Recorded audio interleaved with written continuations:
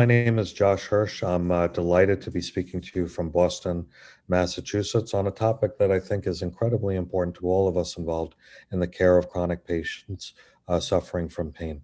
What are the alternatives to oral opioids? We've assembled an incredible faculty. Chris Boer from St. Louis, Missouri is a well-known anesthesiologist and director of pain management.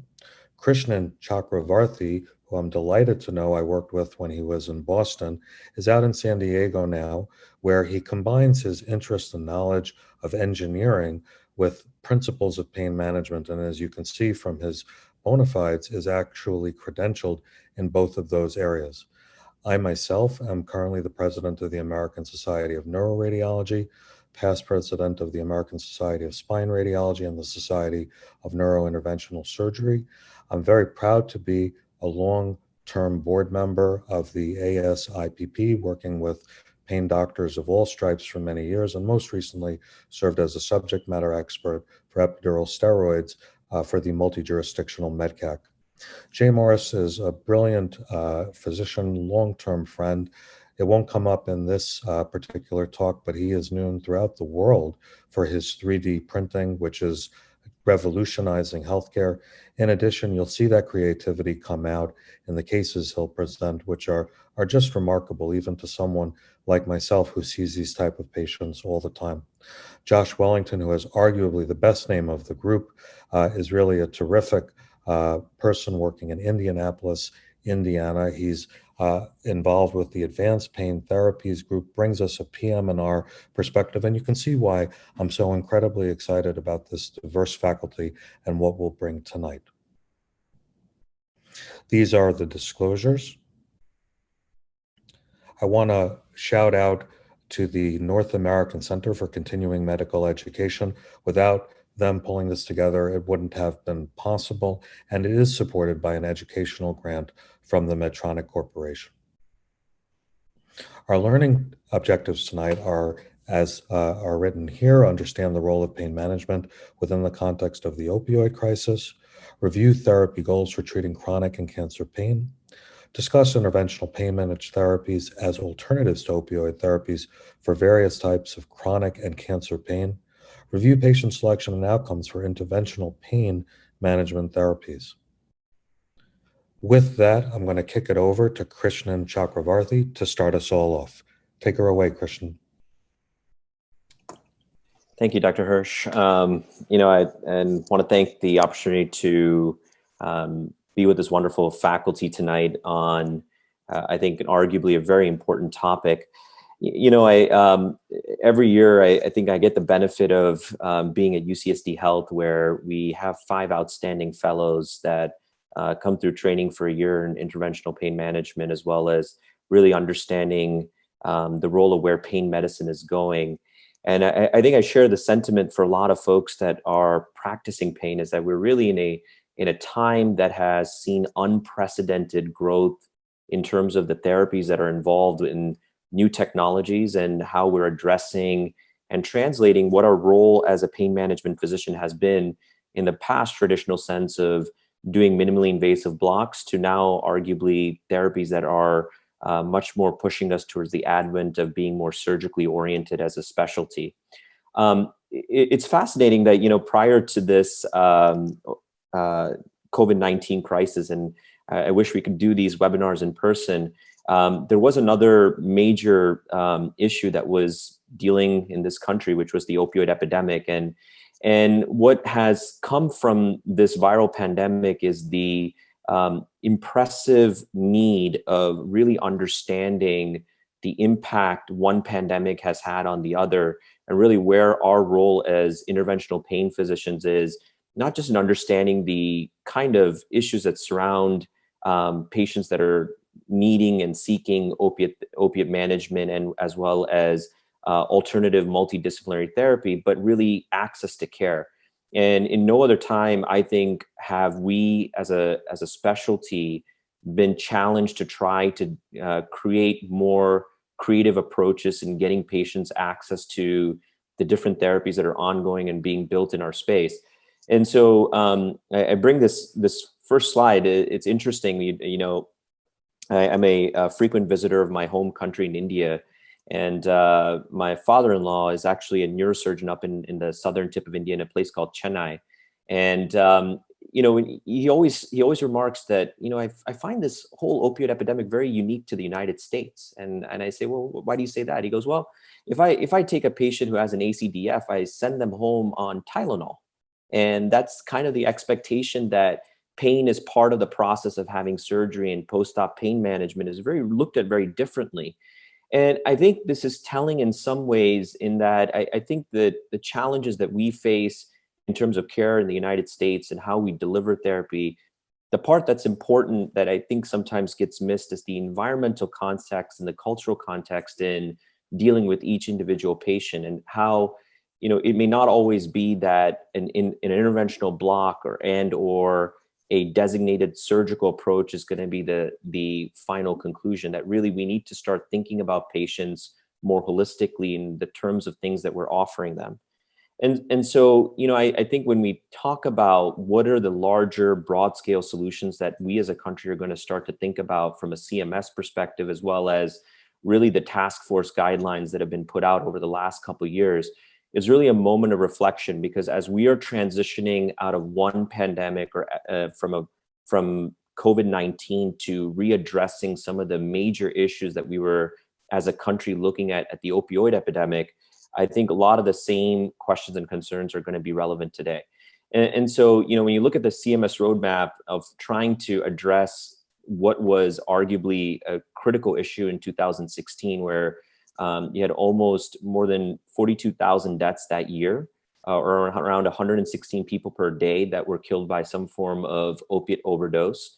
And you look at kind of the prescription opioid misuse that had happened as a byproduct of, as we understood better of what opiates were doing long term especially in the non-cancer pain population, where we see that there isn't a lot of evidence for their chronic use, especially with more and more growing evidence in relation to opiate use in terms of opiate-induced hyperalgesia.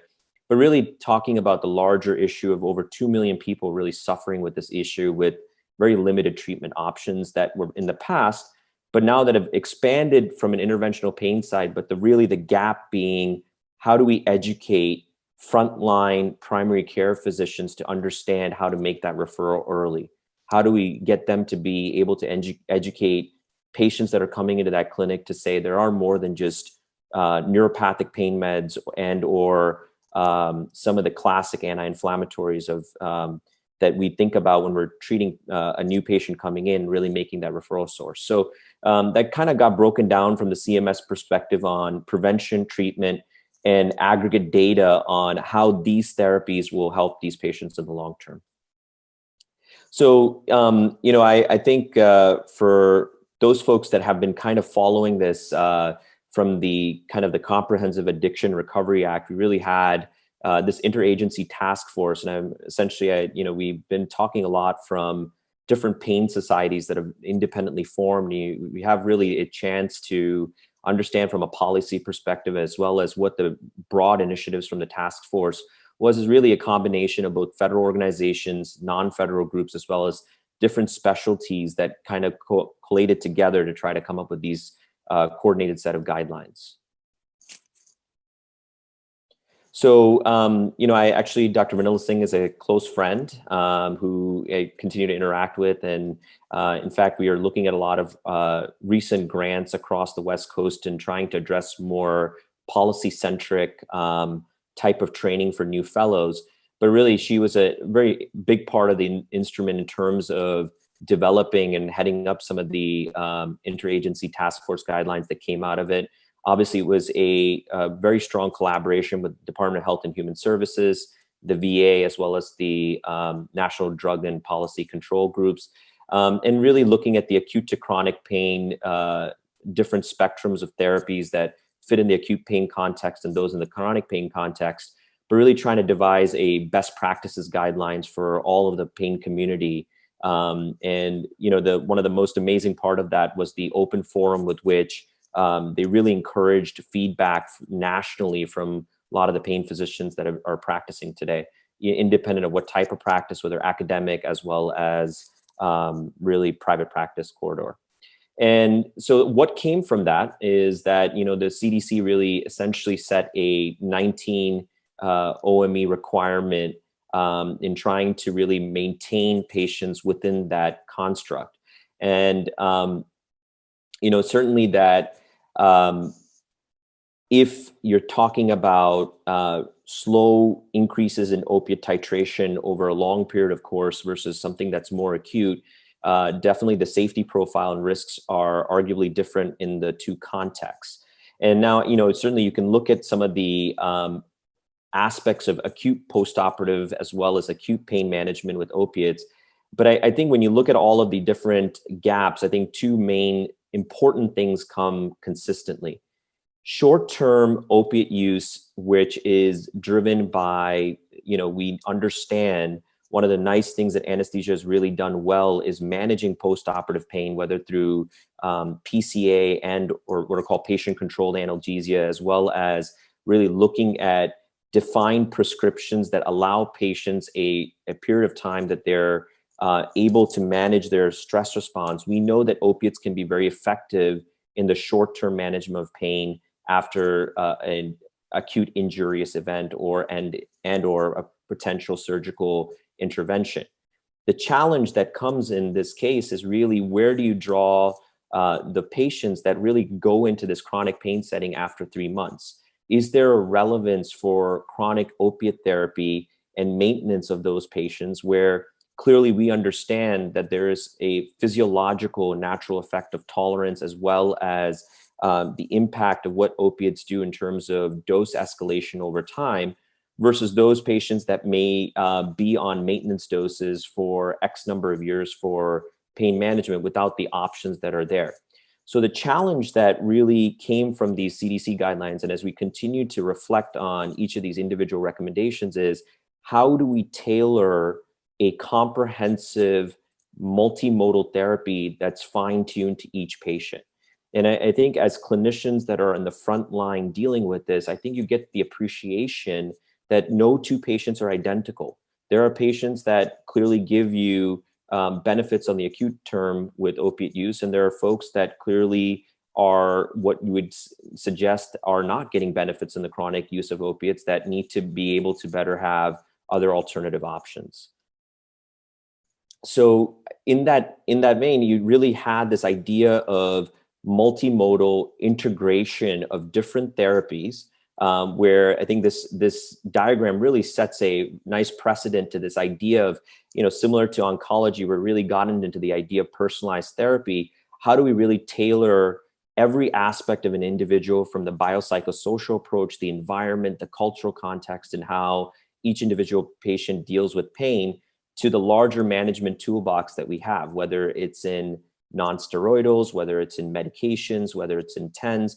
In fact, one of the fascinating part about practicing at UCSD is we have such a broad, diverse faculty that everything from mindfulness all the way to working with our surgical colleagues, we have the entire spectrum.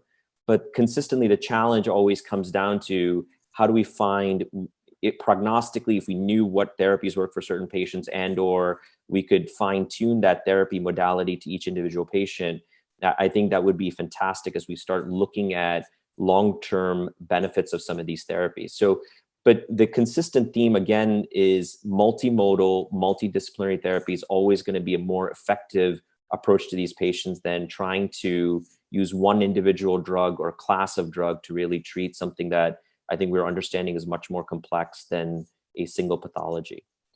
So, you know, I think this is probably doesn't do justice to the number of different procedures that are now forming what we define as interventional pain management, which starts with simple things like trigger point injections that we can do in our clinic for myofascial pain, all the way to what was once considered a surgical approach to now looking at things like minimally invasive lumbar decompression, to interspinous spacers, to even consideration for posterior instrumented PLIF grafts for SI joint fusion. So we are seeing an unprecedented explosion in new therapies, and nothing even to the degree of how far the neuromodulation space has come in terms of the complex pain pathologies that we're addressing.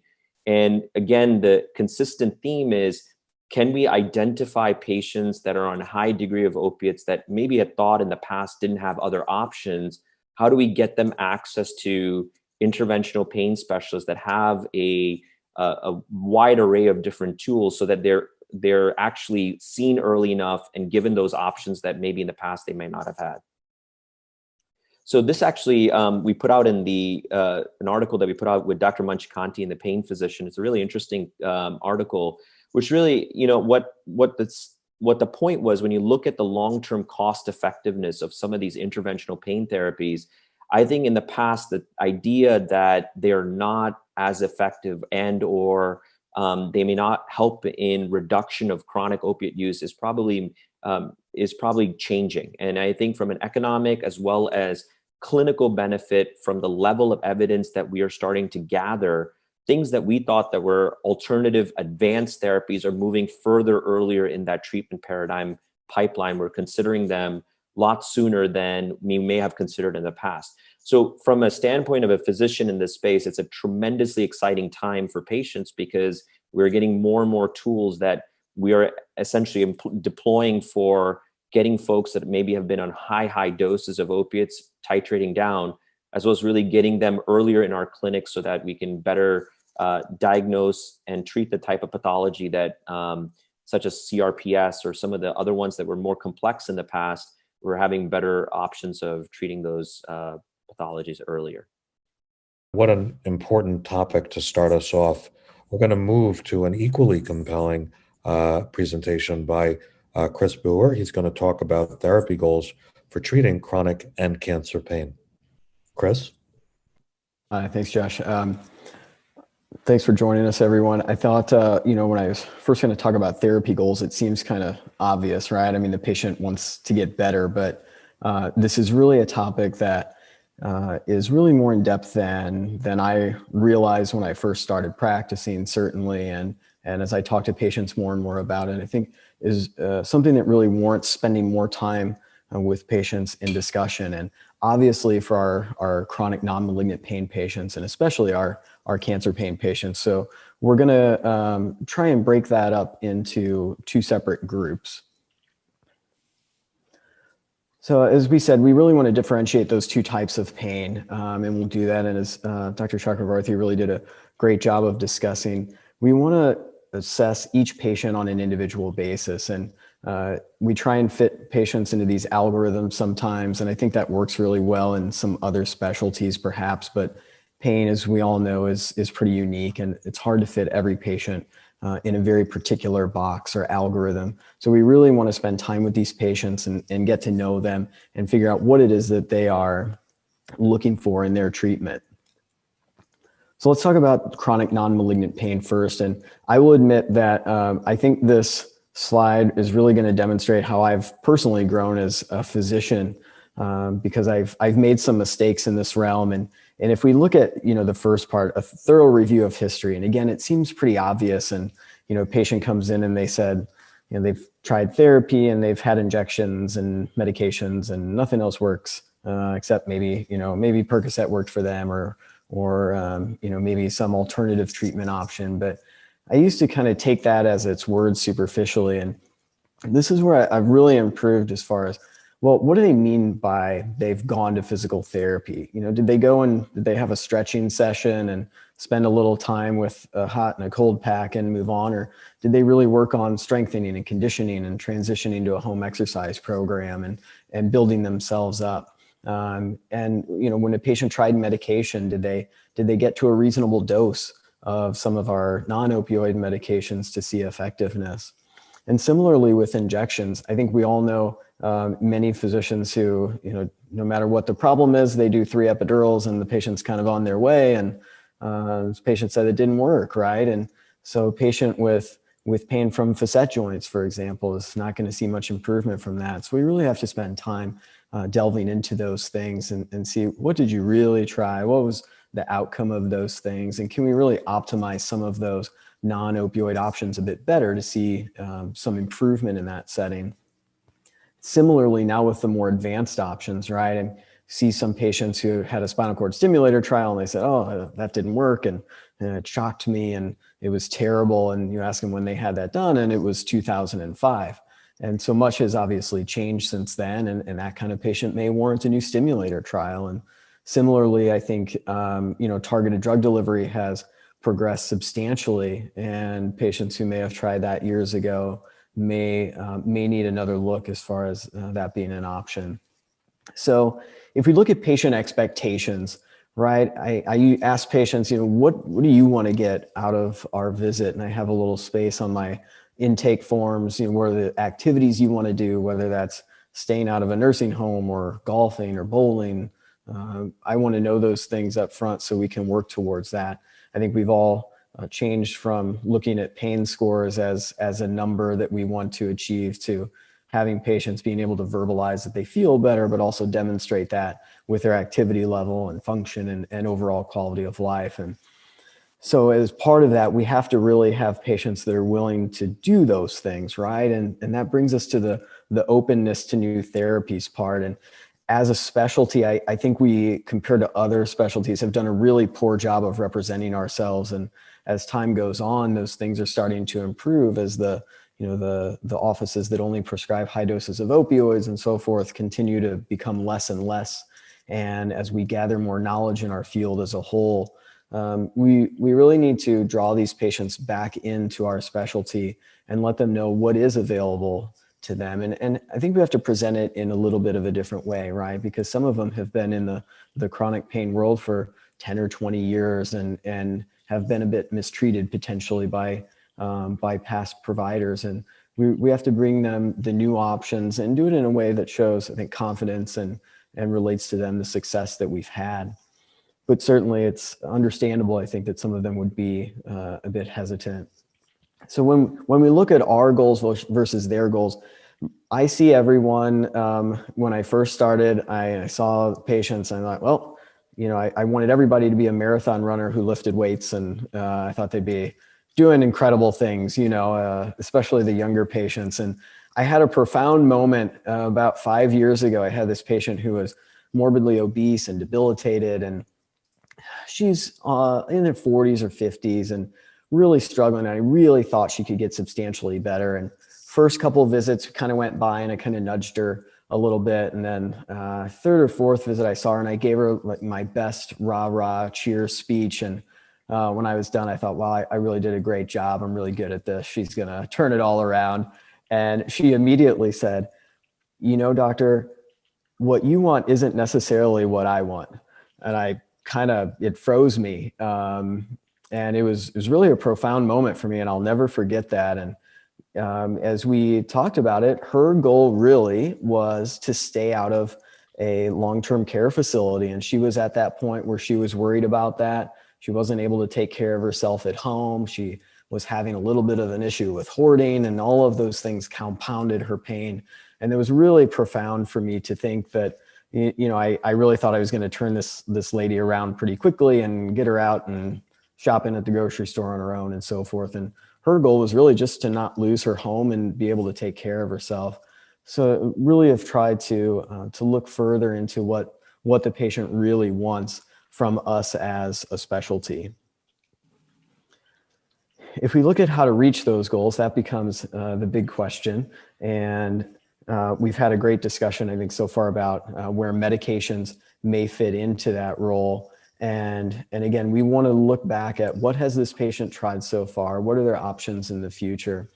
And when it comes to opioids specifically, I think, as Christian said, regarding the potential role that they may have in our practice, but also that discussion of opioid-induced hyperalgesia, it's tough to get some of these patients to buy into that, right? As we all know, especially the patients who have been on opioids for years.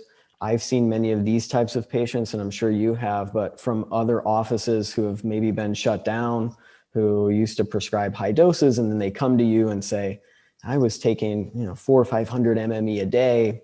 I want you to take over. And that's a tough situation to be in for us and for them, right? And some of those patients don't know any different, and they've never heard of any other options. And it's scary for them. It's scary for us to propose taking away that lifeline. And certainly having that discussion of, hey, you might actually be better off of your opioids. Your pain might be the same off of opioids as it is on opioids. That's scary for patients to hear. And so we really need to empathize with those patients and offer these other solutions, but recognize that those may be scary for some of those patients as well. And I think this is really where our more advanced options with injections and stimulator and pump and as we've mentioned, the extensive new options coming to market are really important for us as a specialty. So cancer pain is its own animal here. There's a bunch of different statistics, right, about cancer pain, but I think we can all agree that for many of them, pain is unfortunately a presenting issue. And especially in those patients who have advanced cancers, pain is a major concern. It limits their quality of life. It can obviously affect the time that they have remaining, and we want to prioritize those patients and make sure we're getting them treated. Certain cancers, of course, have higher risk of pain, especially head and neck patients. I feel for those patients. I think that's so difficult to treat some of those types of pain. But in general, we have to worry about pain from the cancer itself. We have to worry about pain from the treatment. And in survivors, obviously a substantial number continue to have pain long term. Here's the frustrating part for many of us, right? When do we get to see these patients? And I had the honor of training with Dr. Wellington at Indiana, where many patients seem to get referred really early in the process. And then when I started my practice in St. Louis, a year went by, and like, where are these patients? And I went to the tumor board for a while, and ironically, 6 months into tumor board of me going once a week, pain was never mentioned one time in that 6 months. And I met with oncologists and so forth, right? And now my 7th year at the same location here, and I finally kind of broken through and have started seeing those patients earlier. But I think we all want to see these patients earlier on in the process. It's easier for us to take over, obviously, earlier, and it's far better for the patient. So this is the pretty common WHO pain relief ladder that for me is a bit frustrating. I think when we see patients, most of them, even our chronic non-malignant patients, right, typically don't show up to us at step one early in that process. They usually show up later. And if you look at this ladder, right, what's on the ladder? Well, opioids are on the ladder, non-opioids and adjuvant treatment. I don't think that's necessarily sufficient, right, or representative of all the options that these patients have available to them. There's an updated opioid ladder, and this is similarly a bit frustrating, right? And so if you look at the right side and you see mild pain, and again, non-opioids and adjuvant therapies, and it's very similar to the chronic non-malignant patient, right? Who gets to qualify for the interventional treatments? Well, that's only the people at the top. So you have to have severe to very severe pain to qualify for interventional treatments according to this updated ladder. That's a really significant disservice to patients and to providers, right? We obviously want to try and get to these patients far earlier than severe or very severe pain. So what do we do with therapy goals when it comes to cancer pain specifically? Understanding a patient prognosis is exceedingly important. And that typically involves a discussion with the oncologist. I think that's a tough discussion to have with the patient, though some of them are obviously very knowledgeable and may be able to describe that to you. Having a discussion with the oncologist or their nurse practitioner and understanding what is the prognosis of this patient, what's their upcoming therapies, what is their potential life expectancy, really helps you and the patient to plan out the options and set those goals that they're looking for. And as it relates to that, right, we have to look at what is the life expectancy with respect to our treatment options.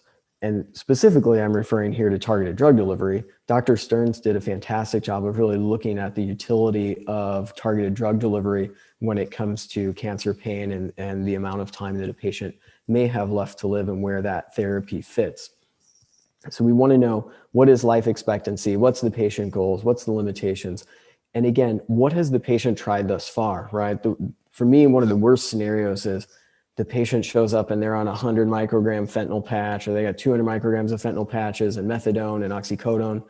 And that patient, even though they have cancer, still can develop hyperalgesia. They can still have tolerance to the medication, and it can be entirely ineffective. And so now we have a patient on a massive amount of daily morphine equivalents who is resistant to the medication, and it really limits our options in that setting. So seeing them earlier is, of course, very helpful.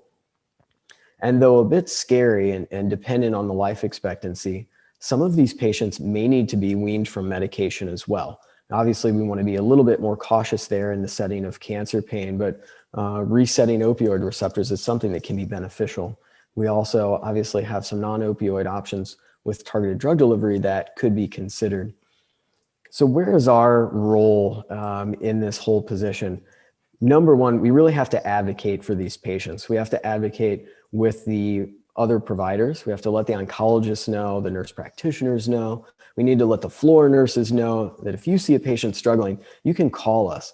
And what do we do with that? Well, we have to be extremely responsive, right? So these patients are catered to in our clinic. We make sure that if anybody has any type of issue and they have cancer pain, they get in right away. For referring provider calls, patient gets in right away. We see them immediately. And that has really helped us grow that component. But it also is what this type of patient needs, right? The last thing I think they need to worry about is management of the pain.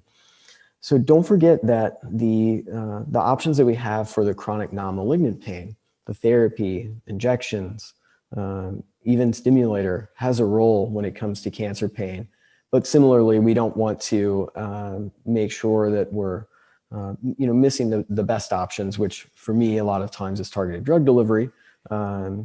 And I know we're going to discuss other options coming up as well, depending on where the lesions are. So these patients really in no way should be limited as far as pain control, quality of life. Most of these patients we should be able to reach relatively easily with respect to treating their pain. We just need to see them earlier in the process. Chris, I want to compliment you. I did not realize that you had trained with Dr. Josh Wellington. There's always an added pressure when you're speaking in front of one of your mentors, and your talk was so fluid and helpful.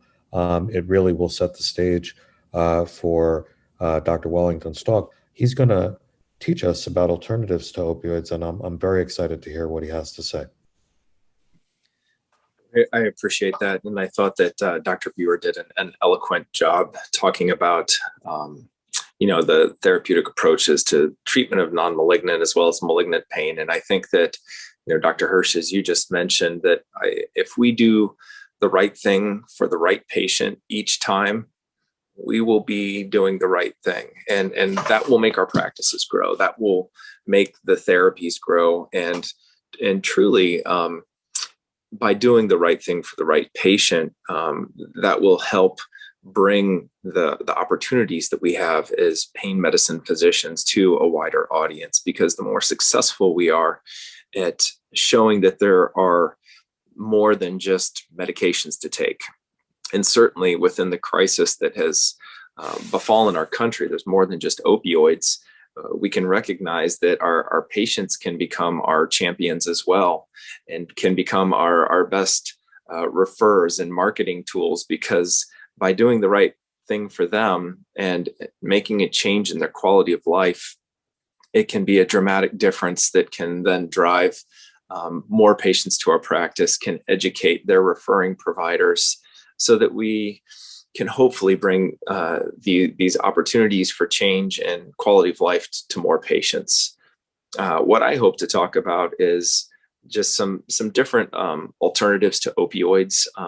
As Dr. Buer had mentioned, my bread and butter day in and day out truly is advanced pain therapies, targeted drug delivery with spinal drug pumps, spinal cord stimulation, appropriate minimally invasive therapies.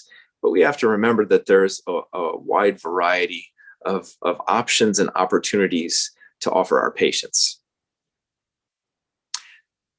The foundation that many physicians will start with is medications. And we have to remember that medications includes many different classes of medications, far beyond just opioids for the use of pain. And if we think from a perspective of the world, the way we practice it in the United States is different than in the rest of the world. I think that Dr. Chakravarty's slide of hydrocodone use in our country being 99% consumed of the world's supply is dramatic. And if we look at the Institute of Medicine report from 2011, 80% of the world's opioids are used in our country. I mean, granted, these are data 10 years ago, and I would think that that pendulum has swung a bit, but it is remarkable to me that in the course of just a couple of generations, we've gone from a time where physicians would never prescribe opioids for anything almost unless it was end-of-life cancer,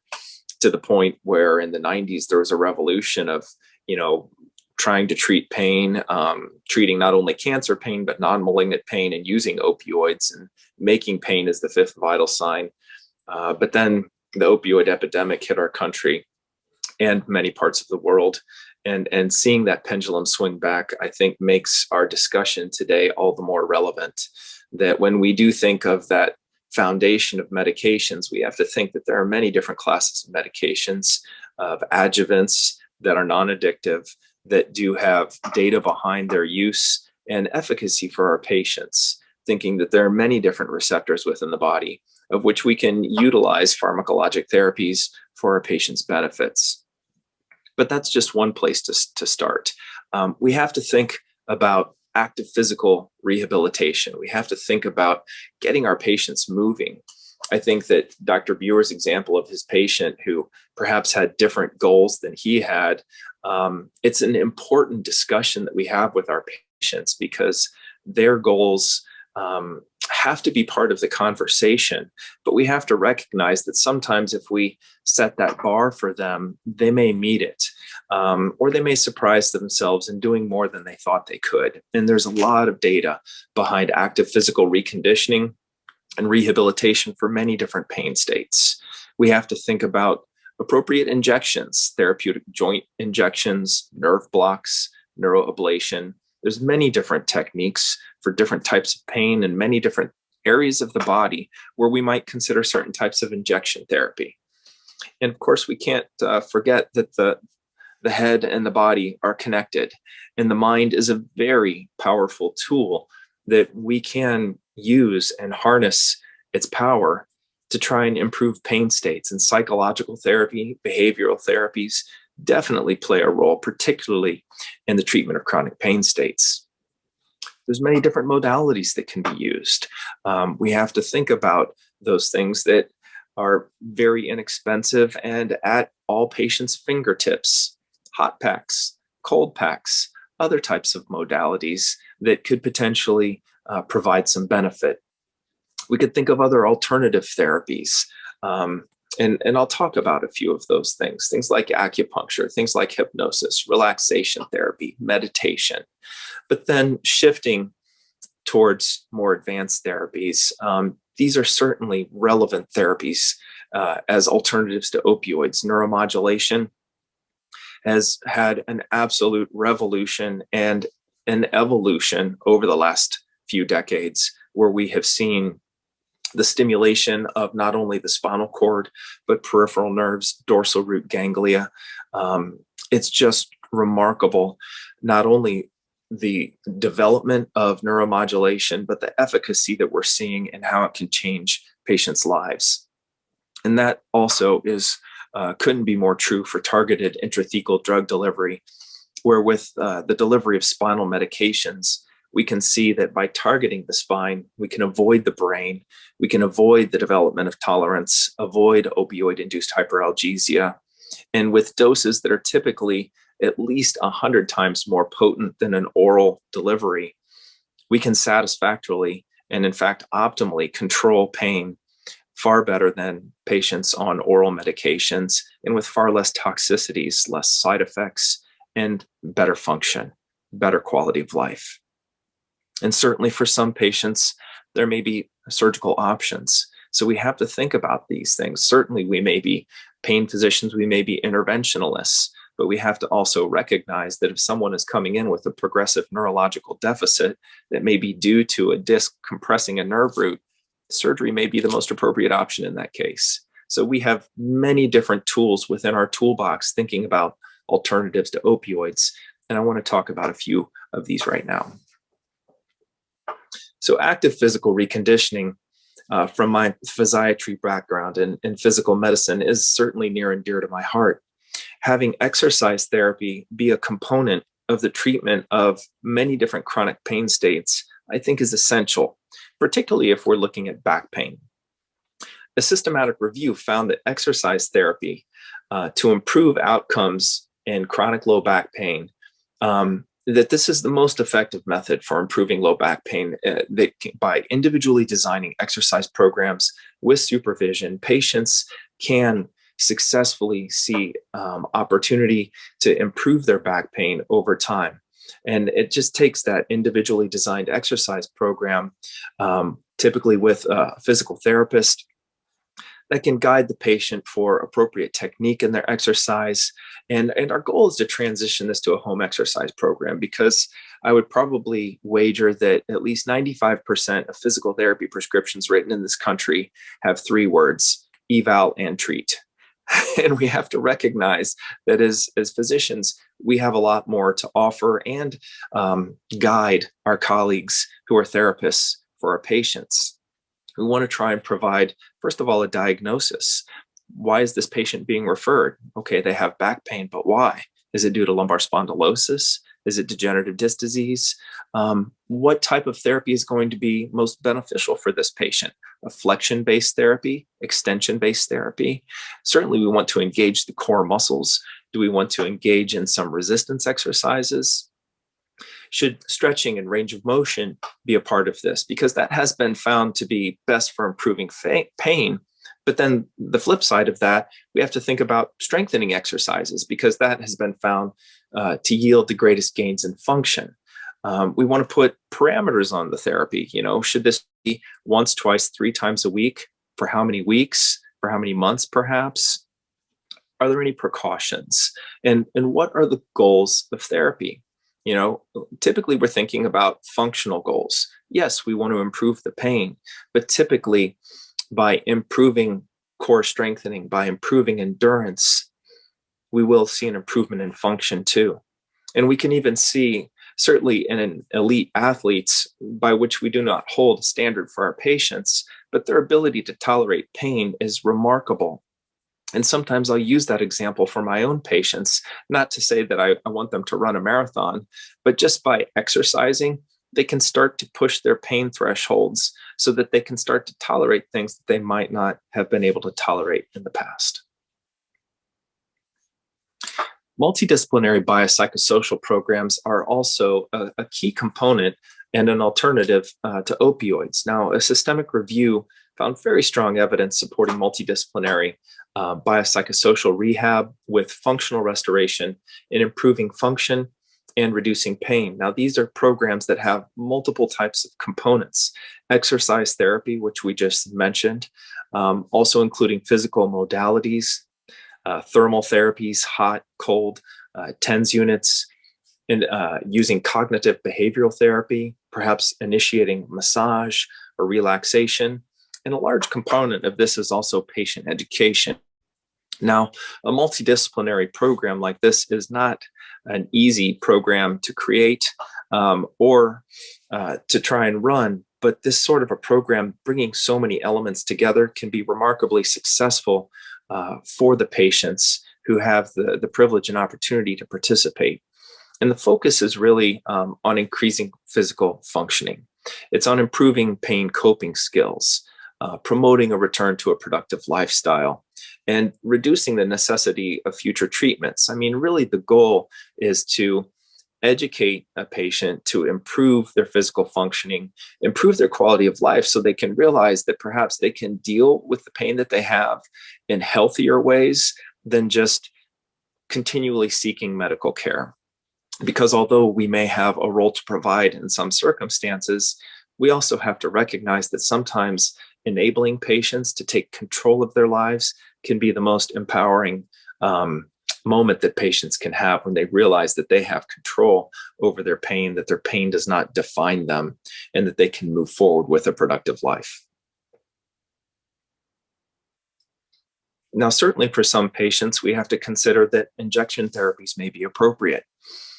Many people have myofascial pain. In fact, I would say that nearly everyone who walks this earth probably has myofascial pain at one time or another. Those trigger points, or those little knots that you feel up in your neck and shoulders. Certainly all of us who have gone through medical school have experienced that. But even just the stress of day to day, trigger points can pop up. Myofascial pain is not uncommon.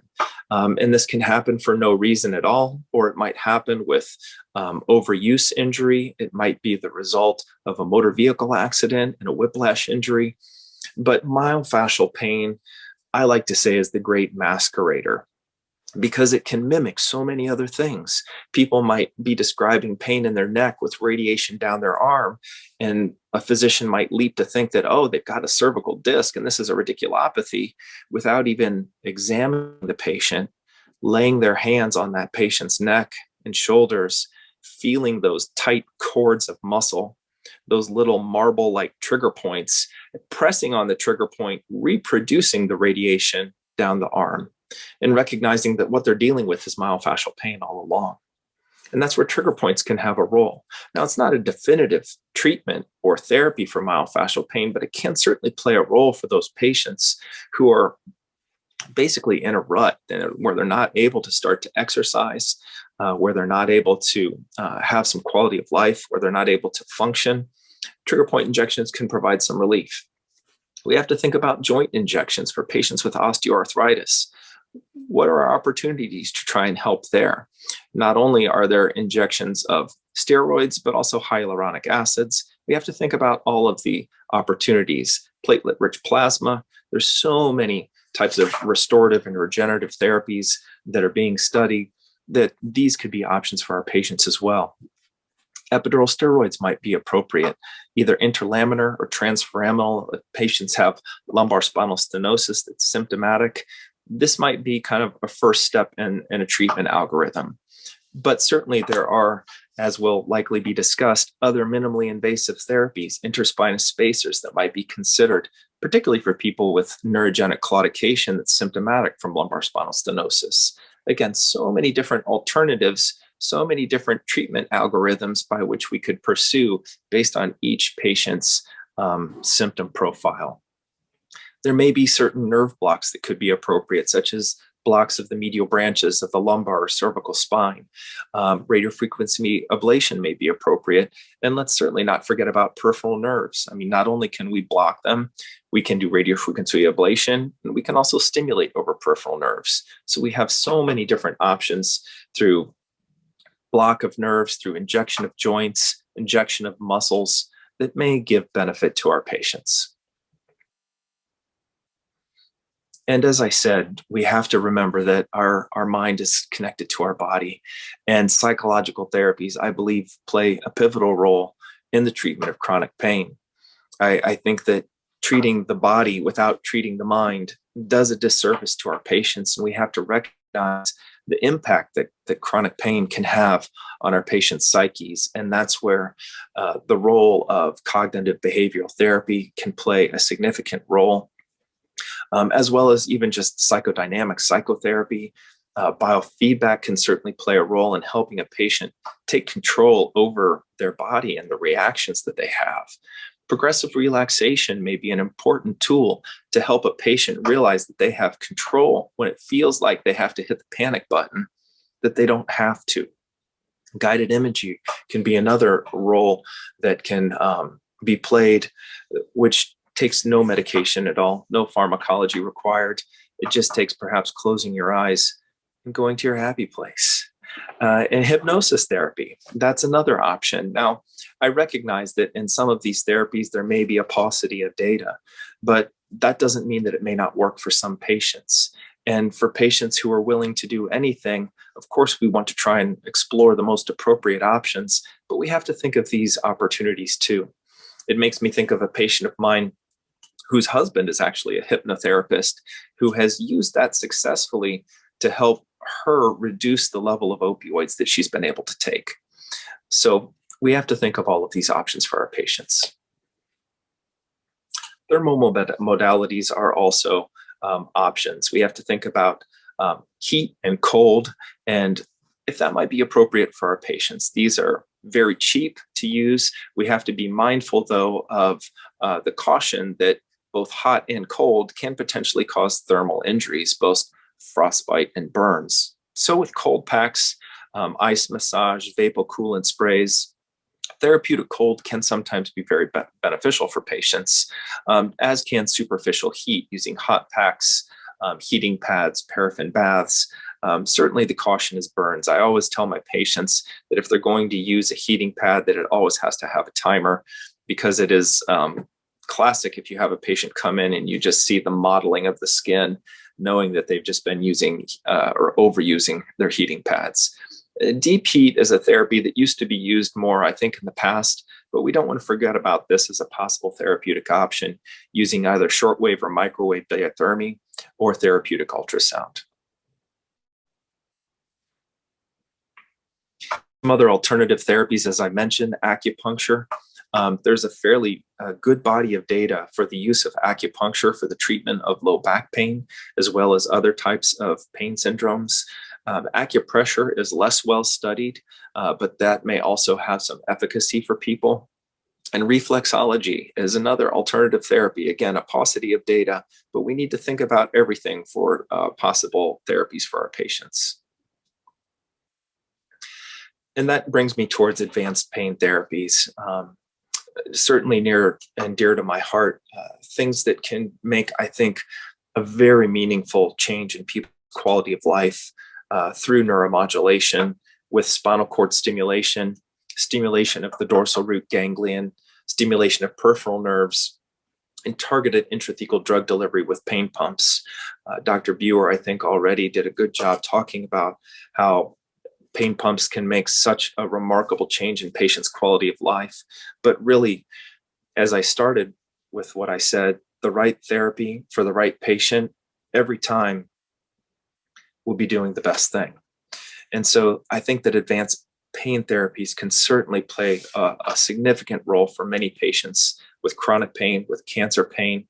And I know that we'll be talking a little bit more about that with my colleagues on the panel. Wow, Josh, that was just a wonderful talk. I think, like I've said to earlier speakers, the pain patients of Indianapolis are really fortunate to have your services available. I was struck by the comprehensiveness of the approach, and I would ask, again, recognizing we have a broad audience, for people who maybe are establishing their practice, do you have formal referral channels for example, psychologists, acupuncture therapists, or do you have people working within your own clinic environment that have those skills? How do you actually make it happen, Indianapolis? I think that this can be a challenge no matter where you practice, and typically takes a lot of energy on the part of any practicing provider. Within my realm, we have assembled kind of a virtual team, if you will, of psychologists that we tap on for use in psychological therapy, as well as for evaluation prior to advanced pain therapies like spinal cord stimulation and pain pumps. We have therapists that work within our medical system, but since we're a tertiary referral system, we see patients from all over the Midwest, really. So that's where I took the time to just kind of talk about the importance of not only therapy, but writing a good therapy prescription, because that can do a good service for patients who are coming remotely to see us. But trying to build out, I think, a practice that has many facets to it, thinking about the foundational therapies that we could have to offer that, again, alternatives to opioids, alternatives in terms of the injections, in terms of the advanced therapies, but then not forgetting the basics like thermal modalities, like psychology therapy. I think we have a lot to offer as clinicians, and sometimes we can kind of almost pigeonhole ourselves into just one little groove. And so just taking a step back sometimes to think about that there are many relevant therapies that we can employ, and then trying to choose what's going to be best for each patient that's in front of us. Yeah, I wanted to draw attention to it because I think it's so noteworthy that a person of your accomplishments in the advanced pain treatments arena would take the time to talk about the whole patient, the critical elements of making sure their mental health is okay, exercise, the lower threshold treatments like biofeedback, acupuncture, and I think we should remember that those are in the armamentarium. And exactly as you said, in each individual site, there will be different ways of establishing those referral trees, but they're worth spending the time on because just like every pain therapist isn't created equally, or every pain physician isn't created equally, every psychologist, every physical therapist, every acupuncturist is not created equally as well. I have another question based on your sensibility, not in Indianapolis. So now let's go macro. Um, I have generally felt that targeted drug delivery at a national level is underutilized, that it's an incredibly um, uh, potentially helpful approach for patients. I hear Dr. Stearns, yourself speak about it, but I get the sense that it's not broadly accepted, perhaps in some ways because there's a stigma associated with it. Is that correct, or is that an incorrect perception? And if it is a correct perception, what should we be doing about it? How do we get more patients access to these types of care? I I think that that's an excellent point, and I completely agree that it is a widely underutilized therapy that I think has a history that really, when it came to light in the late '80s, the early '90s, that it was initially positioned as a salvage therapy. We really didn't have the data to understand how to optimize the therapy, and so after patients had opioids, injections, they, neurostimulation, perhaps even, then, okay, well, let's throw a pain pump in. But people were not taken off of their opioids. And so if they were already on gargantuan doses of systemic opioids with massive tolerance and likely opioid induced hyperalgesia as well, now we're just going to put the opioids through a different route, the spinal route. What makes you think that's going to be any different of an outcome? But through data over the last 10 years, through elegant research studies, through Maged Hamza, Jay Grider, we've found that by tapering people off of systemic opioids, reducing and undoing that tolerance and opioid-induced hyperalgesia, we're able to now introduce spinal opioids at incredibly small doses, heretofore unheard of as to how it would have been practiced 20 years ago, where now truly just micrograms, 200 micrograms of morphine, 100 micrograms of morphine. I'll even start patients on 50 micrograms of hydromorphone per day with adequate pain control. And I believe that the key is getting rid of the systemic tolerance, which happens at the brain, the opioid-induced hyperalgesia, which happens at the brain. And that's why oral opioids have to be stopped. And it's easy to point out the elephant in the room with patients who come for evaluation because they're on oral opioids. They still have pain. I just say, look, you have pain, you're on these pain medications, something isn't working. And it's because then the opioid-induced hyperalgesia, because of the tolerance, it's never going to work.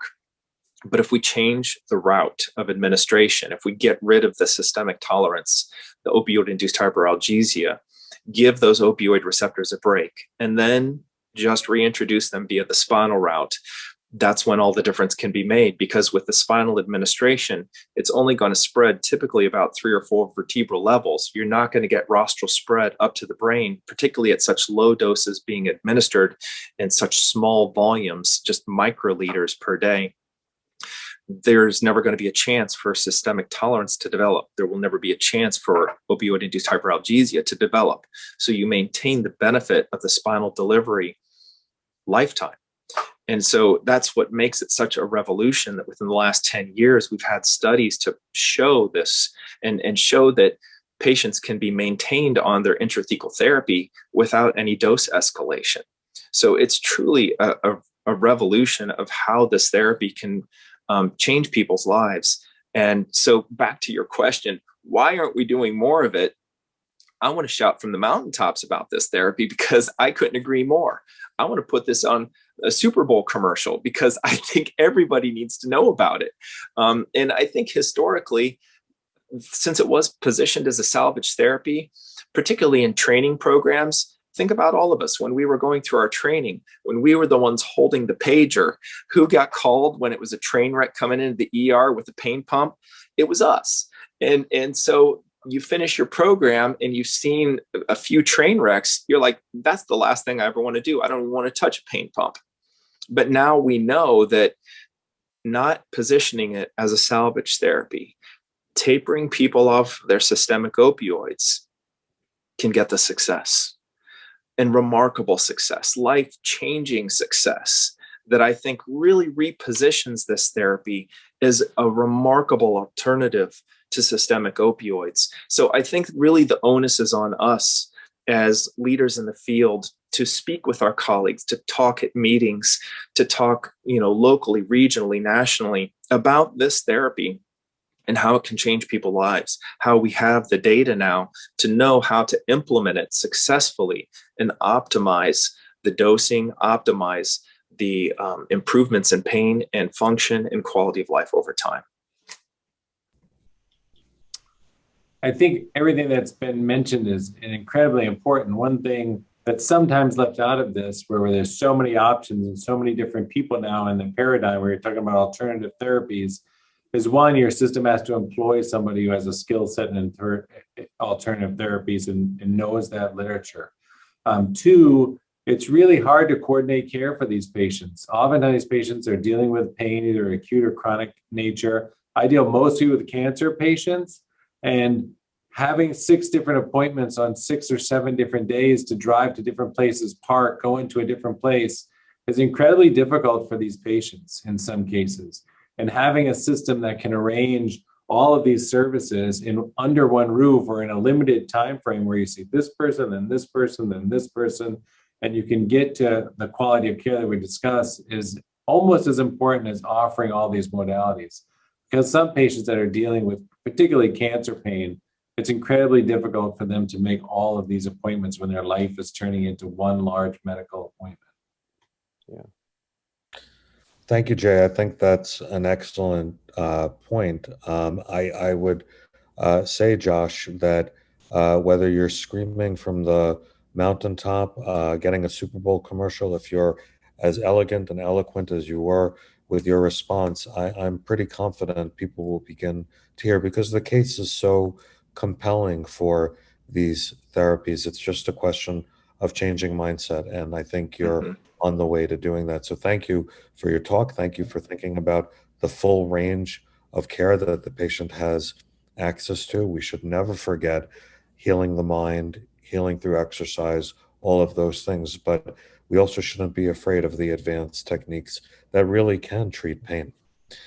With that, I'm going to pivot over to Jay Morris, who is a New England transplant to that small center in Rochester, Minnesota. And in that small center, they are well known for actually what he just said, which is coordinating care. So Jay's comment really comes from a point of knowledge. It's something I've always admired about what Mayo is able to do. But in addition to my admiration of the Mayo system, I do want to say Jay is really special. You're about to hear something that I think you're going to be impressed by. I look at crazy cases and spectacular images of really smart doctors doing things all the time. And Jay is at the peak of that curve. And I think you'll agree once you hear him speak. With that, Dr. Morris. Well, that's incredibly nice of you to say, Josh. I'm going to talk about something very unique, and it has to do with thermal ablation. I will say that we've been performing thermal ablation of tumors in one way or another at Mayo Clinic for over 20 years, and so in some cases 25 years. For the spine, we're really at about year 11. So I think we've figured out some things in this realm, both for pain as well as local tumor control. And we'll start with a little bit of background. We'll go into some indications. We'll talk a little bit about technology. We'll talk a little bit about clinical cases. I tend to talk fast, so here we go. I think it's no secret to anybody who's been watching so far that pain is prevalent in our community, but cancer is also quite prevalent, and it's continued to increase. If you go back to 2010, when we're going to start doing spine ablation, by 2030, we'll have a 45% increase in people diagnosed with cancer. And about 16 million of those people are living with cancer, and that number is increasing. And the estimated number of people who survive is increasing by 5 million over the next decade. So we have an aging population, advances in early detection, advances in treatment, and a lot of people who are living with oligometastatic disease or metastatic disease, more of a chronic illness than transition into hospice. We have a lot of treatment modalities: chemotherapy, radiation, surgery. We're going to talk about thermal ablation. There's certainly a combination of all these therapies to talk about. And it's really just one more quiver in your arrow, in your armamentarium, in the way you're going to treat patients. We have people who have talked about interventional pain therapies, the opioid epidemic, and this is one more thing to add to the modalities that we can do for patients. When we talk about indications, there's several that we've developed over the years. One is palliative pain control. Somebody has cancer, they have cancer that's causing pain for a specific reason, or trismus in the head and neck, or it's metabolically active, like some of the pheochromocytomas we treat, and we're being palliative and maybe curative at the same time, but sometimes just palliative. We do a lot of work at Mayo for primary local control of tumors, and we'll talk a little bit about that. There's certainly a whole host of failed therapies, so none of us hold the key to 100% success. We all have failures, and that's why it's so important to work in a multidisciplinary team, whether dealing with pain therapies or oncologic care. And our goals are to maintain or improve neurologic status. At the same time, we're doing palliative pain work. And then another indication is combination therapy. So cord separation surgery is most talked about in radiation therapy, but we do a fair share of it with ablation as well, and we'll talk a little bit about that.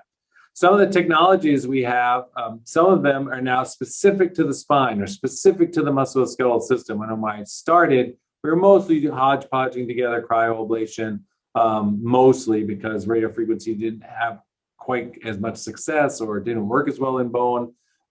We mostly do cryoablation and radiofrequency ablation at Mayo. I do my fair share of liquid ablations, both ethanol as well as sotradecol, as well as doxycycline foam for aneurysmal bone cysts, with or without fractures. There are people at Johns Hopkins doing microwave ablation. I've had a lot of success in there in the bone, but I personally have not done a lot. There is some work in the epidural space and laser ablation, but that's not well proven yet, I don't think. And there's been some significant recurrences. And then there's some MR guided focus ultrasound, which I'm not going to talk about. I don't do it. We do it in some musculoskeletal implications, but I don't do it. In radiofrequency, one of the really drivers forward were two devices. One, OsteoCool, which really allowed us to take our interventional spine skills and add radiofrequency ablation to it in a tailored way, in a reproducible way, that didn't require us to retrain a whole host of people in order to use these devices. They fit into our current workflow. If you look at that, we have several different probe sizes to treat. So we can treat anything up to 2.9 by 2.1 by 2.1. And we can combine these and stack 4 of them within a vertebral body. Typically, we're using 2 of them, but we can treat lesions in the lamina, lesions right next to the cord. If we just need a centimeter burn of an osteoid osteoma, for example, they're very precise. And they don't go too far off the tip. But we made these illustrations because this is what the clinicians really wanted to know. I'm going to present these in a case-based way to kind of prove my point. So here's a 57-year-old male with metastatic breast cancer, diagnosed a year before he started getting back pain. And the question really was, should we do ablation or should he go to radiation? He's had radiation in another spot, I might add. He had a pain flare. There's certainly not everyone gets a pain flare. It's about 22% at our institution. Worse if you have a higher SIN score and other modalities that we've tracked. But here's his lesion. It's up against the posterior cortex. It's greater than 2.1 centimeters. Or it's right at 2.1 centimeters tall. Can we get this with ablation? And sometimes we leave it to the patient. Like we've talked about, tailored patient desire. So here a patient saying, can I not get radiation again? And saying, well, I think there's a realistic chance that we could get this by putting a couple pilot holes in, drilling a hole to make a pilot hole into the vertebral body, placing these about 1 centimeter apart and doing a radiofrequency ablation burn, which is going to be about 4 centimeters wide, 2.9 front to back. Sometimes in sclerosis, it doesn't work. After we did that, we blew 2 balloons up. We don't use very dense contrast when we use balloons because if they fracture in the bone, then it's a hard time to track the cement. We thicken the CT slices up and then we can place cement in CT just like we do in fluoro. And, when you look at, we have a good structural support. He had a pathologic fracture at the time of metastatic disease. So some of his pain is mechanical, although we do know that the tumor does release some cytokines. And we brought him from a PET scan that looked like this, and we have 2 years out. We have 3 years out actually in this patient past this, and still have durable local control. And it also saves radiation in his back pocket. So if he gets a med at L4, L5, L2, I can't treat. He still has that in his back pocket. And certainly there was almost immediate durable pain relief. Some patients, less than 5%, get same-day release. Most patients are in that week and a half period when you put cement in. And Josh knows that literature, I think, better than anyone. So here's another patient, 73-year-old female, diagnosed with lung cancer, had an upper lobectomy, PD-L1 status is 0, had mid-thoracic back pain, led to imaging. There's a lung cancer. They have a lytic destructive lesion. So what happens when you radiate these people? You send them in radiation, they get radiation therapy, which is why it's so important that we work closely as a multidisciplinary team. If there's greater than 40% bone loss and that tumor disappears, there's no secret that that's going to fracture. There's nothing holding it up. And when it fractures, it can retropulse bone into the canal. It causes worsening kyphosis. It causes facet pain. Sometimes the kyphosis can be bad enough to cause lung problems in a patient that might already have fibrosis from lung radiation for their primary. So here's a lesion. I treated with radiation, did great. My back pain got better, a 20 gray in 5 fractions. But 2 months later, worsening pain, radicular features, without myelopathic symptoms. And then they come back and exactly what you would expect to happen. Now they have a fracture at that level. Now they have an inferior end plate fracture at the next level. There's mild retropulsion of the posterior cortex. It's still hot on PET because remember, we don't even PET image people in under 3 months because we know the tumor is taking time to prune their vascularity and to necrose. So there's still a tumor in there, and we don't want to just put a blob of cement inside of a tumor in someone who has a pretty good life expectancy for oligometastatic disease with their PD-L1 status, with her comorbidities.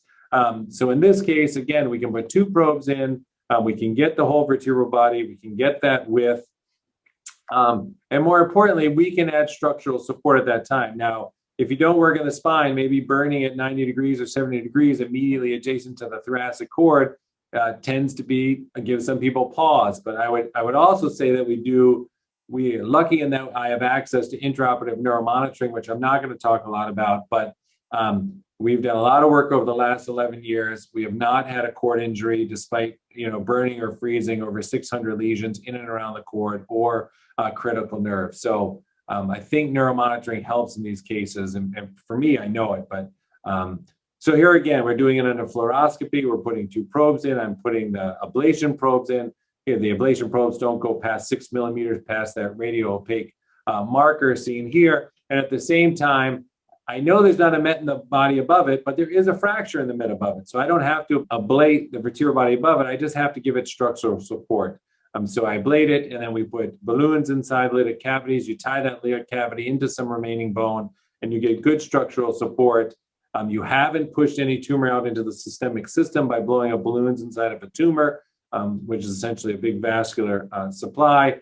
And more importantly, occasionally, and with some newer devices, you can actually pull that retropulse piece back, prevent kyphosis, and improve her pain, which is in her case within the first week, she was off any opioid medication. Some people get off opioid medication, most significantly decrease opioid medication if they're on it.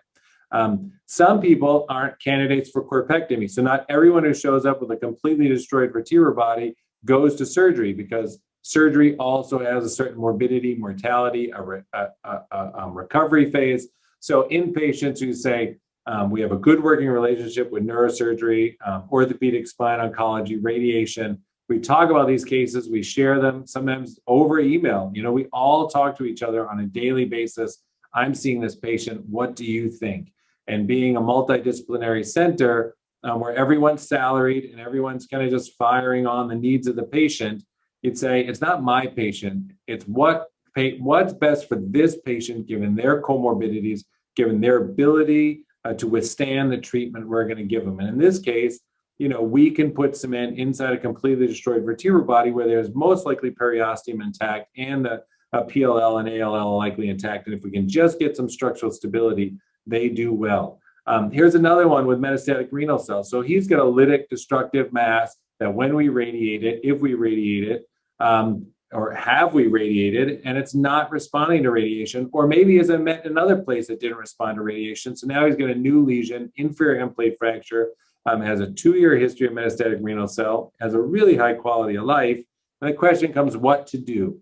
He has pain, he didn't respond to radiation, he has a fracture, he has a lytic defect, he has potential of cord compromise if this thing grows into the epidural space.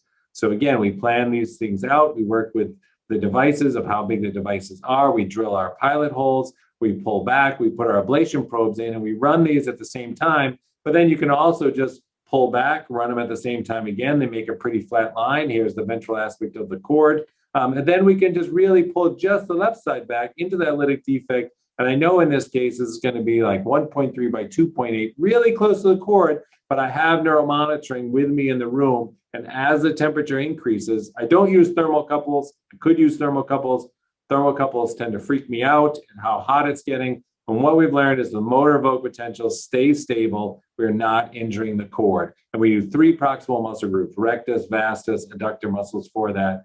You can blow a balloon up in that lytic cavity, which approximates the edge of the vertebral body. My experience is post-ablated lesions with kyphoplasty tend to stay where you put the balloon, and then you tie it into the more normal bone, and you get good structural cement on both sides, one side with a balloon, one side without. And they're not going to fracture anymore, so they're not going to retropulse, and they've got durable local control at that level of somebody who doesn't respond to radiation. And their pain relief is usually in the first few days, if not within the first week. And it's 85 to 90%. Every time we look at this, it's the same numbers. And I'll talk a little bit about a trial. We have other spine-specific devices that have thermocouples on the device. And what's really unique about this device is, one, I know the temperature. The other one, I'm following an algorithm. This one actually tells me the temperature of where I'm at 2 centimeters and where I'm at 3 centimeters. So 3 by 2, I can really tell how big this ablation zone is, where is it at a certain time frame, instead of just following the algorithm. And the other thing that's important about it is it articulates. So here's another patient. Say, should this patient who's 75 with metastatic lung cancer with a decent quality of life, who's been impacted by a painful pathologic fracture, undergo multi-level fusion and a cord separation surgery? Say, well, if we cannot do it, that would probably be a better option for them, because that's a few months of recovery, and you can't have them on chemotherapy while they're recovering from their spine fusion. So they take them off chemotherapy because there's wound healing issues. There's wound healing issues in post-radiated patients, and there's wound healing issues in trial patients. So they will take patient off trial, off chemo, if they're getting a spinal fusion, which if you have metastatic disease and they're taking you off for 6 to 8 weeks, you don't feel very good about it. So providing patients the ability to stay on trial, stay on chemo, do things less invasively, I think are important. So here's lots of bone loss. No question it's going to fracture more if it were to respond to radiation. How much of it can we get? Well, we can only get so close to the cord. So this device curves. So if you look down in this lower hand corner, you can see I'm curving the device across the vertebral body. In the upper hand corner, I'm curving this device across the vertebral body. I'm using balloon kyphoplasty. I'm tying it into normal bone. to try and lock it in place, and we get good structural support, but also durable local control rates at 85 to 90% of the time if it's solely related to one space. Now, sometimes it's really steep angulation. So you can see in this patient is a telltale sign I've been irradiated with T1 hyperintensity in the marrow. But, 8 years after diagnosis, he's had radiation to T1, L1. At L4, he actually developed a radiation-induced complication. So he's not keen on saying like, yeah, you could SBRT this, you could proton beam this. You could do all of those fancy radiation techniques, but the patient is saying, is there something else I could get at this level? Which usually someone calls me.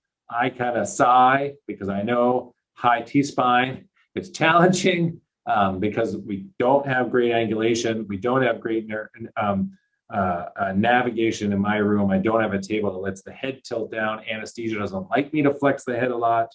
And really the T1 pedicle is pointing at the back of the head. So in a lesion like this, posterior vertebral body right up against the cord, we're going to have to come in through the inferior pedicle and treat that with the curved device. And they get durable local control. Their pain gets improved. And we're basically spot welding the disease that shows up on their C11 choline. Now, here's a patient with metastatic renal cell, had a radical nephrectomy. There's the renal cell cancer on the right. Then came back in January, the L2 met. They were treated with radiation. For some reason, she also got lymphoma. But now, 2 years after the radiation, she has increasing pain. So a few things. One, I can't get all this tumor because it's so embedded in the epidural space and there's retropulsion. There's no way for me to fully treat this without giving her a significant deficit, which means she's going to have a surgical option, whether that's separation surgery or a full corpectomy. It depends on her life expectancy. So she went on to have a corpectomy. L2, L1 corpectomy requires embolization for renal cell. You have to take down the 12th rib. You have to mobilize the diaphragm, which limits some diaphragm healing on that side. You have to do a retroperitoneal approach. So this woman knows what this is, right? I mean, she's had radiation, has surgery, some chemo. She knows what her options are. And now she's got an increasing T6 met. What do? We know she blows through radiation. Yeah, 2 years later, but we know she's going to blow through radiation at some point because her tumor biology has told us that. So in these cases, we typically combine radiation at that level with ablation to increase durable local control. And now, as opposed to the first case I showed you, we don't want to wait for this to fracture. We know if there's greater than 40% bone loss. We know if there's a pre-existing fracture. We don't want to wait. You have to be cautious of where the esophagus is. You don't want to burn a hole in the esophagus or freeze the esophagus. If you have to move it out of the way, it's really easy. It moves with fluid or blood or whatever you want to put there. But here we are. So we're placing our probes inside after making a pilot hole under fluoroscopy. And then you can see the size. Once I blow the balloon up, you can really see the size of the hole in this vertebral body. And so she gets thermal ablation. She gets on top of re-irradiation because she's already failed radiation. And even if she didn't fail radiation, we would do both together because we don't want to wait for radiation to work and then this falls down and we end up with that first problem. This is a preventative. It's therapeutic. It's diagnostic. She was not excruciating pain at this level, but we're preventing the pain from occurring by treating these patients early. There's a lot of mechanisms for pain in cancer patients. It can be axial pain, radicular pain. It can be from periosteal expansion, epidural compression, nerve impingement, axial mechanical back pain resulting from facet inflammation due to kyphosis. And then there's other chemical irritants and some tumors just release cytokines. Now, has this been studied? Yes, it has been studied. It's been studied for cryo. We've looked at our data. It's most recently been studied in an Opus 1 study, but it was a multi-center trial, multiple centers in the United States and Europe. And what we found in doing it really supported my personal practice and saying like, oh, it's not just us that are having these outcomes. These outcomes are reproducible in patients who show up with pain, with painful metastatic disease, with a vertebral body lesion. If we treat them with radiofrequency ablation and cement augmentation, most of the time with kyphoplasty, we not only get immediate pain relief as seen here by day 3, but you get durable pain relief out into 22 months. And we're continuing to follow the next 150 patients because there were 250 patients or so in this trial. And I think this trial really provided scientific evidence for what I've been building kind of in my own practice and say, this is repeatable at multiple centers. This certainly should be an option, but it takes a local champion to work with radiation oncology, to work with oncology, to let someone know I have this as an option, just like someone would have alternative therapies as an option, or intrathecal pain pump as an option, or a spinal cord stimulator. All of these people have to be working together and know each other, so we know what is to offer. I am certainly incredibly grateful of my pain colleagues. Not everything I do is a 100% success story, and we need to refer them to the pain center if we're not getting good relief. Or even sometimes I have to take nerves. I have to cause a deficit. And some of those patients that have been radiated twice and I'm ablating, some of those patients get radicular pain. And I need my pain colleagues to really assist in the treatment of those people. If you look at the worst pain in the brief pain inventory, and you look at pre-ablation, and there's 206 patients, and we've got 59 out to 12 months at the time of the study, more now, but this graph is not changing. And I think it shows the place for ablation in the care of metastatic disease of patients who have pain. So vertebral body mets are common. Musculoskeletal metastases are common. They're a common cause of morbidity and pain.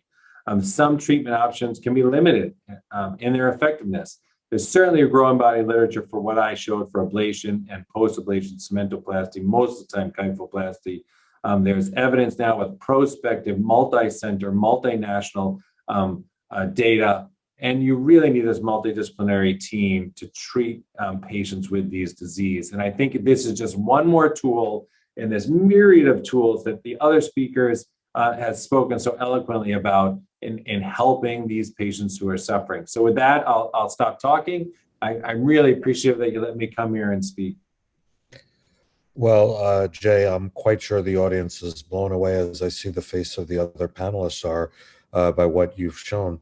I think I'll start by asking you a number of different questions. One, I really just want to draw your expertise. I wrote a group of people about this yesterday and got 5 different answers. For these minimally invasive treatments, how long do you hold Avastin if you hold it at all, pre and post? It depends on how big the case is. So a 2-level osteocool case that we're doing cement, I don't hold them. Like a palliative, they've just been radiated. We're doing like T4, T5. I don't hold Avastin. And we haven't had any significant hemorrhages. We really haven't had any significant hemorrhages except for one patient who had to be embolized in 11 years for somebody who had to be on anticoagulation for valves, double platelets, loaded. It was just unfortunate. I went through an intercostal, they embolized, it worked out fine. So large cryoablations, things we're doing, multiple poke wounds too, highly vascular tumors. Sometimes I'll ask them to stop. I'll also ask them to stop Sutin because large orthopedic procedures usually want to wait 2 weeks off of that. But I've become kind of more aggressive as I realized, like, hey, we're not having those problems even with 20 needles. We just haven't had those problems. So I try and not stop things that are working. And it depends on the patient. If they've been on Avastin for a long time and they're on a stable dose and their disease is all stable, except for what I'm about to treat, and I think I have a good chance of durable local control, I don't mind stopping it. But there's some people whose lungs are just like, I would not stop it because it's working and their disease is progressing. I tended to stop longer. I mean, obviously shorter than open surgery, but there are no guidelines. No. It turns out I tended to, just yesterday I wrote people about this because I have a young man with horrible disease and I'm afraid to take him off his Avastin. I had a bad experience taking someone off for what was a relatively short time. So I do think, I'm not sure everyone is quite as aggressive as that, but Jay, you're in the plurality, I think, in terms of your thinking. They're actually probably guiding the thinking. Let's stick with your hemorrhage comment. This is a really technical point. You showed a renal cell lesion that it was, I think, eccentric to the left, posterior, you went through it, uh, did ablation on both sides, and then pulled back, ablated in the lesion itself. I have two questions for you on that case. And I hope people don't think we're just way too conservative in Boston. But No. we're probably conservative. Um, I wasn't completely sure why you ablated both sides in that case, because it seemed like the lytic lesion was clearly on the left. And then my second question is, and this is the part I meant about conservative. So let me say, I would have done unipedicular ablation on that case. You have greater experience. I'm curious to your thoughts. The second thing is, I would have been potentially afraid to stick a 10 gauge needle, 11 gauge needle in that, through that, and I would have considered embolization first. Does that ever enter your mind? Has it been important in your practice? Yes and yes. So I think people have to do what they feel comfortable based on their experience. If you have one bad epidural bleed from a renal cell, it helps guide all your future renal cells. It doesn't take many wrong things to happen before you say, this might not be indicated in every case, but I'm going to do it in every case because I don't want to be back in that situation. And a thoracic embolization of a tumor is a very trivial thing to undergo with almost no complications here, which I assume is the same in Boston. I tend not to embolize renal cells that are small like that. I haven't had many bleeding complications. Even if I take the stylite out of the needle, and I'm sure you've been here a million times, Josh, and the thing squirts you in the chest because it's so darn vascular. I worry that the RF is not going to get hot enough in a really vascular tumor because RF does suffer in that. And sometimes I will put a thermocouple in there just to see, are we making headway? Because RF is not cryo. Cryo, you watch it grow. RF, you're kind of like, I have to believe what the vendor is saying. Why do bilateral? I think if you do it long enough and you follow your patients long enough, you start to see, where do I fail? Where do I fail? It's marginal recurrences. If you look at what would happen to that patient in radiation and you go over and talk to the dosimetrists and the rad-onc people and say, give me a plan. Show me what you would do for this person. How much here? How much a millimeter? How much 3 millimeters out? Show me what you do. And I've done that enough times to realize they treat micrometastatic disease in a way that thermal ablation doesn't always do. That lytic defect, yes, is full of tumor. Is there micrometastatic disease outside of that tumor? Absolutely. And I know this because early on we were getting marginal recurrences. It happens. If you don't have an MR ahead of time, sometimes the MR, the marrow pattern can guide you, but you have to remember there has to be so much cancer there to remove the marrow. So I've gone to saying, for me to do a bilateral ablation in that case, then I'm going to put cement in anyways, to put another needle down the other side and add a bilateral ablation and do a larger ablation than I think I need to, has gotten me less marginal recurrences. And especially if you're putting cement in there, because once you go and say, I'm committing myself to filling this bone with cement, and they have a recurrence, you just kind of blew RF, because RF does not work in cement. And if it's in the posterior vertebral body and somebody that's already been radiated, you've kind of limited what you could do for that person. So if I know I'm going to fill that up with cement, I try and treat all the cancer I think might be there. And it's certainly next to the lytic defect.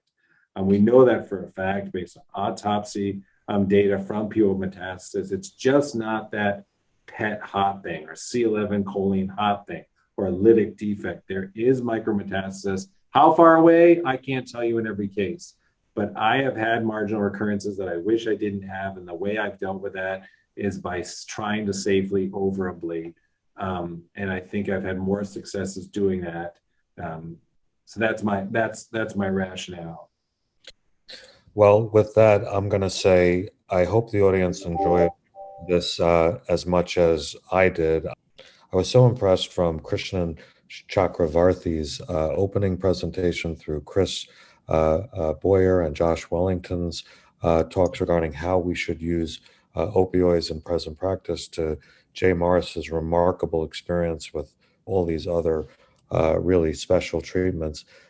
I really do think it was a unique, I guess now about 2 hours, and I hope you stuck with us and enjoyed it again as much as we did. I thank you for your time.